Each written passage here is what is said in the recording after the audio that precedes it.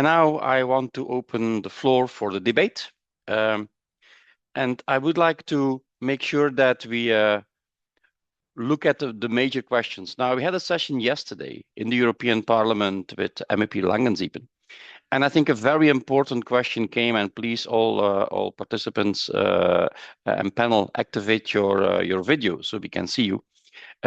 One of the questions was, this is all nice and fair and good information, but what do we do? How do we step up? What are the next steps? Because it's nice to know it, right?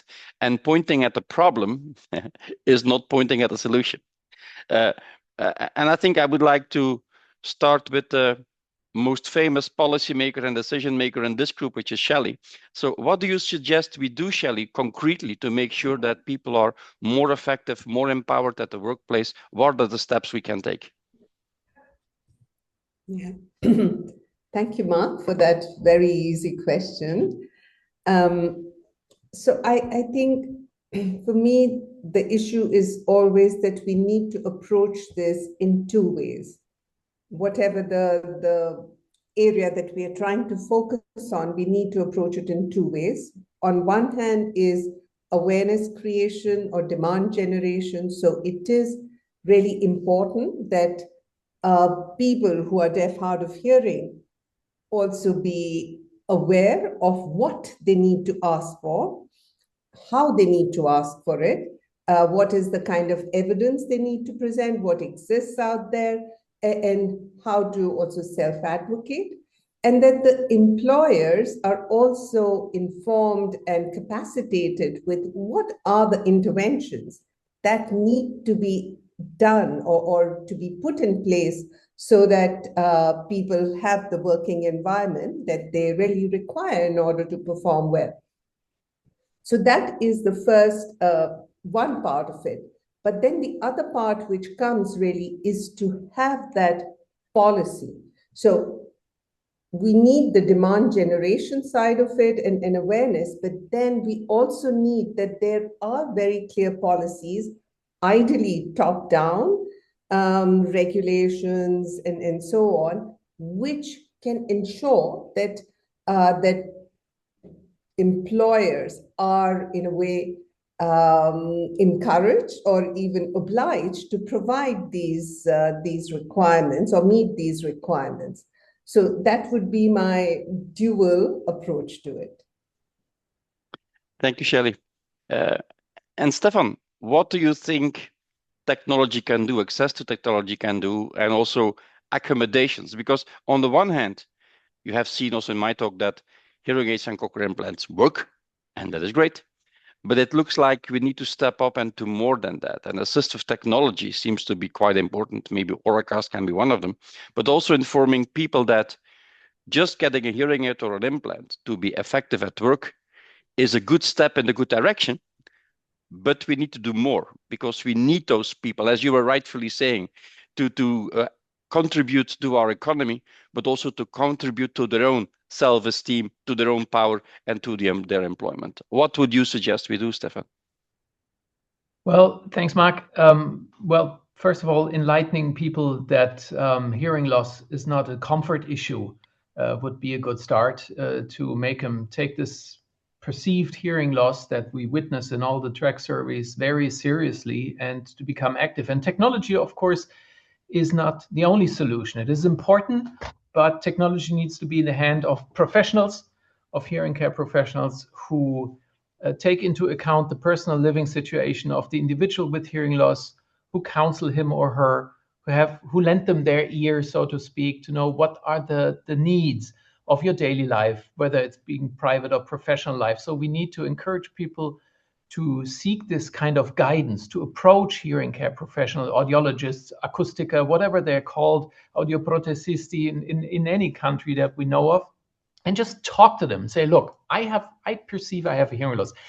Let them take care about the technology.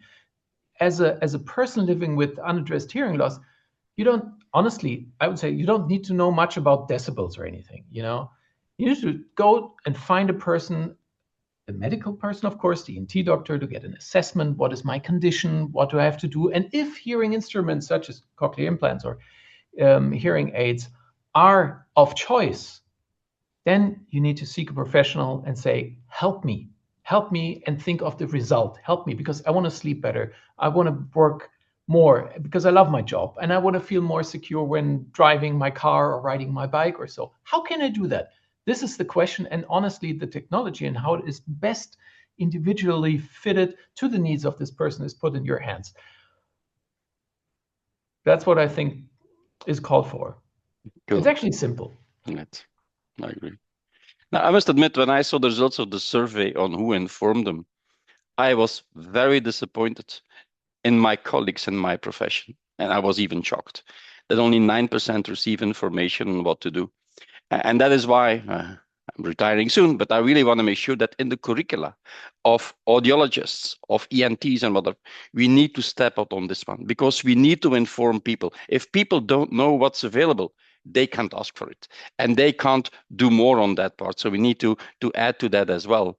And maybe Lydia, can you give us a highlight on what you plan to do at EFHOH to make sure that your members and employers are better informed?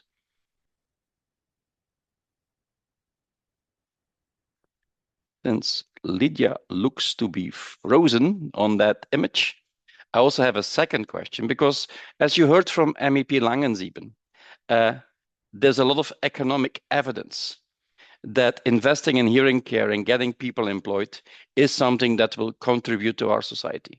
And WHO has made a lot of documents and a lot of support on that.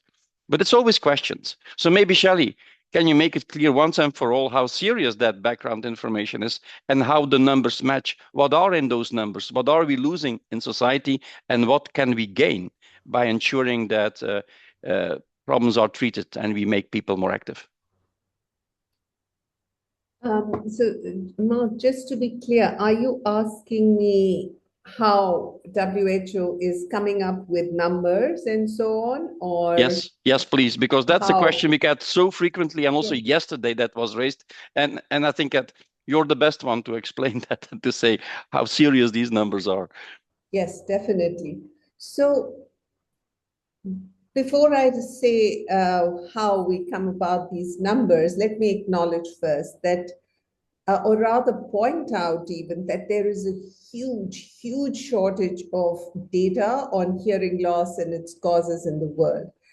We really have very few good studies on which we base our estimates. And it would be really a call for researchers to focus their attention on this. WHO has made available survey methodologies and so on, also other tools, but that data really needs to come from countries. Having said that, how we come about our estimates is that we work in close collaboration with the Global Burden of Disease Study at the International Health Metrics Institute at the Institute for International Health Metrics and Evaluation in the US. So that is the Global Burden of Disease Study, where we work with them and with their expert group to analyze, and with the help of IHME, the data, the sparse data, but nevertheless data which is available from across the world, is modeled to provide us with global, regional, and in some cases also national level data on hearing loss prevalence. We often work with them to make sure that the analysis, we have to redo it to align it with the WHO or UN kind of population estimates, as well as our distribution of regions. And also, so we work closely with them. And this is often mostly published, not just in WHO documents, but in parallel or supporting academic publications, which are in peer-reviewed journals. So the data, for example, all of the data which is in the World Report on Hearing is published in separate manuscripts, where we also have the detailed methodology that is available, whether it is data on prevalence, which, like I said, we do with GBD, But then it's also data on the cost of unaddressed hearing loss or the return of investment. So all of these are in supportive publications. And if people would refer to the World Report on Hearing, they would find the links to all of these data. Data we've just, for example, now released about childhood hearing loss or hearing loss in school-age children is also supported by an academic publication, which is yet to be published. So it's still under review, but always with this support, so that the methodology and approach is clear to everybody, and we are transparent about that. Cool. Thank you. I hope that satisfied them. So no, this is a serious information, because yes, the return on investment is huge, and we need to empower people to be part of our society. So now I think that really Lydia is no longer frozen. It's getting a little warmer in the UK. That's perfect. Question was, what will EFHOH do to really inform your member, to empower your members, to inform employers? What are your plans? Okay. Thank you, Mark. It turns out I was using data instead of Wi-Fi in my workplace, and that's why I got kicked out when I went to another room. Quiet room, but not data. Sorry. Anyway, what we will do, first of all, we are already working in a nearly finalizing our toolkit or guidance, whatever you want to call it, for both employers, in fact, but also for employees. For many people who are hard of hearing, often, especially newly experiencing hearing loss, they will be absolutely in no awareness of what is available to them or what they should be asking for, or even to be aware that this is actually something what is a lot of people experience. So just go and ask for accommodations. Often they don't even know what to ask for.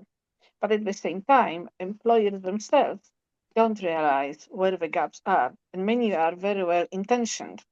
Some are not, as our surveys have shown. So that's where, on one hand, we can inform both employers and persons with hearing loss, but at the same time, we also need to use the tools we have and which we will publish to inform the policymakers that there are gaps in the policies, employment policies, where the compulsory regulations come in, where the support for employers potentially come in as well. And also for the people because what I have seen in the United Kingdom, for example, and it's been going on for many years, despite all the policies we have, it's always the human factor. That manager is not really fully, following some things. You just don't feel comfortable, and the whole employment structure doesn't work for a person. So many people are actually going into self-employment. But then obviously they can't fund themselves the things they need, say speech to text, for example, writer, etc. So there has to be a way of supporting both those who are employed by the employers, but also who are themselves employers, and because they are self-employed. And one of the biggest things is that indifference in when somebody is asking for support, or even saying, could you please, I need this and this to be more effective. The fact that people are even finding out that nothing is being done, or actually things are actually turning out to be worse for them than they should have been for just asking for support, that is something that is alarming. And of course, EFHOH is also working directly with Digital Commission team, DG Employment, where we have contributed towards guidance on reasonable accommodations, which has been published, I think now 2 years ago, nearly, or last year, beginning of last year. And we continue collaborating with Digital Commission to support them. And the toolkit we will provide will also be shared with the Commission and all of our organizations which we are working with, in Europe. But last thing, and I think it's a very important one, the audiologists, the hearing care professionals need also to be informed. Often they think they know, but actually they don't. And this is what came out as well. They are the first, they are the first point of call for many people with hearing loss And they should be actually even asking themselves, how are you doing at work? Don't wait for the person with hearing loss to even think in their mind, oh, maybe I should ask my audiologist, because sometimes we may even not think what they can ask. So I think it takes two to tango, as they say. Thank you. That's also a remark we see in the Q&A from Paul Daft. He's saying, well, if you give us this information, this is low-hanging fruit. We're all willing to share it. We're all willing to communicate. And I think it's good. And I'm sure that both EHIMA and EFHOH and IA and WHO will do that, because that's also all in the business. But what I like a lot about Shelly's way of working and also the Nicole's way is that this is about people. This is about personal stories. And we need to share personal positive stories, because there's a lot of misperception. A lot of people think that people with hearing loss, they are old people, they are retired, they're not well educated. If they have a job, they will only do some packing and nothing to communicate. Well, we see a very different world. And that's what you see. And also what you said, Shelly, you always start your presentation with a person. And I think that matters. And we need to be careful that this is not a negative story on what doesn't work, but a positive story. What can we do to make this achievement and to make it work again? Now, what is your view? How should we communicate that in the best possible way to be effective? I'll answer your question, Mark. And sorry, Lydia's technological issues seem to be contagious, because I also, my computer decided to update. So I'm joining from my phone in the meantime, and apologies for that. But before I go there, I want to say one thing, which is about the audiologists and the professionals and so on, that was highlighted by Stefan and then also by Lydia. But I think it's very important that hearing care professionals, audiologists, ENTs, wherever, that we provide them with, besides the clinical skills, the surgical skills, audiological, whatever skills, but we also provide an overview perspective of the public health aspects. What does it mean to raise awareness? What does it mean to advocate, to even guide your patients, let's say, to self-advocate? So I think these are some of the things, but I would go even beyond that to look also at a wider public health aspect and think a bit about policy and planning. But I think this is the very least that all hearing care professionals should have.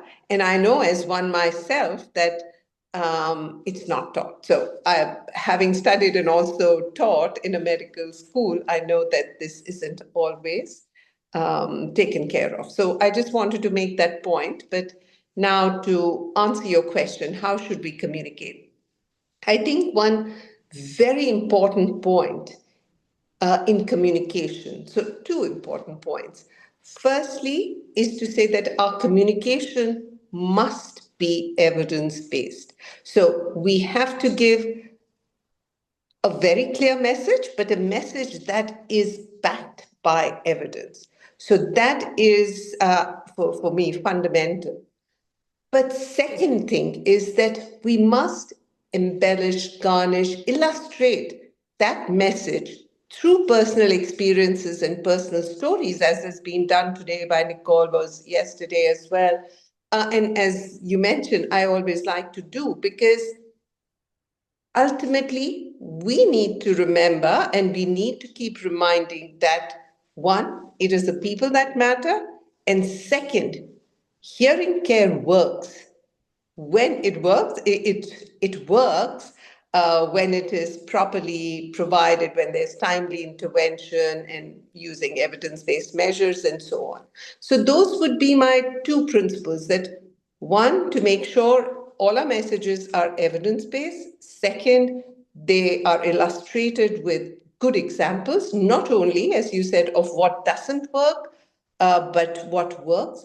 And of course, the third point, which doesn't need to be said, is that they must always be sensitive to the people that we are ultimately here to serve, that is, people with hearing loss and ear problems. So we have to be also sensitive about their needs on how we communicate. So make sure always that our communications are accessible, both in terms of,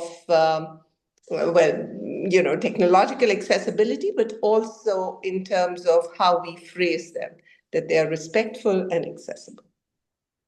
Now, it's interesting because I have a feeling you were looking into my head or my brain, because that's exactly the kind of wording I would have loved to use as a conclusion of this session. But you said it so eloquently, Shelly, that I think it's a perfect way to close this session. So let's have positive stories. Let's show people it's about people. Let's make it reality-based. And I'm happy that all the talks we saw, also from Stefan, from Lydia, from Nicole, are also close to reality and what we can do. And there's a lot of things to do, but we're willing to do it. So thank you all for this great intervention. And it looks like Lydia wants a last word, so how can I refuse her? Lydia, you have the last word. Always the last word. So, to recap everything what Shelly has said and sensitivity or well, I'm just giving you a teaser, but EFHOH and EHA are working also on something else, something which will be fun, should be informative, and will be published soon. And it will bring the positive and funny side sometimes on the situations. It will be a book, and we will publish it soon. So look out for it, because we are very excited about ability to not just provide people with just a text, read it, but something more visual, something more fun, and sensitive. It's always good to close with a cliffhanger. Thank you so much, Lydia. All the best. Thank you for the whole panel. Thank you for the organization. Looking forward and make things work and celebrate World Hearing Day today. All the best. Thank you. Bye.